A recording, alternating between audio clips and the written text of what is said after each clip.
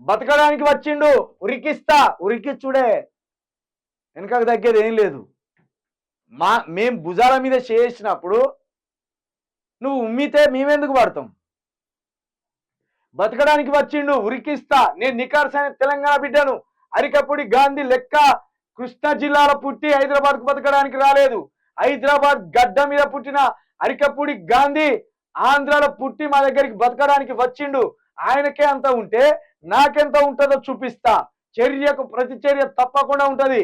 హైదరాబాద్లో గాంధీని ఉరికిస్తా. మళ్ళీ చెప్తాను, మేము కూడా మా తెలంగాణ బిడ్డల మీద, మా తెలంగాణ నాయకుల మీద, అది ఆఖరికి మా వివేక్ మీద కూడా కావచ్చు, మా పొన్నం ప్రభాకర్ మీద కూడా కావచ్చు, మా వెంకటరెడ్డి గారి మీద కావచ్చు, మా కాంగ్రెస్ లో ఉన్న నికార్సైన తెలంగాణ బిడ్డల మీద, మా రేవంత్ రెడ్డి గారి మీద కూడా కావచ్చు.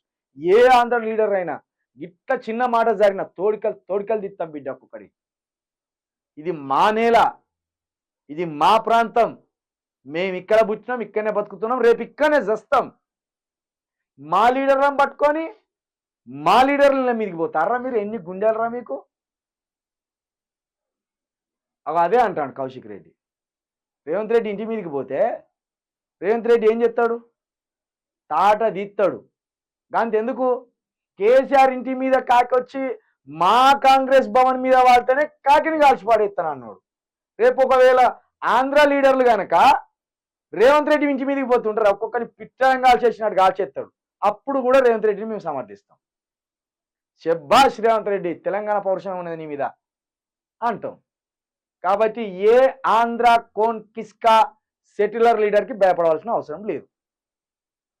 అది అనువనువున కౌశిక్ రెడ్డిలో కనబడుతున్నది. అందుకే అన్నాడు. ఉరికియకపోతే వచ్చి కోడిగుడ్లు, టమాటాలు, కర్రలు, కత్తులు పట్టుకొని వచ్చి అద్దాలని ధ్వంసం చేసి చంపడానికి పోతే సప్పట్లు కొట్టుకుంటే శాల్వా కప్పి పూలదండలు ఎత్తారా?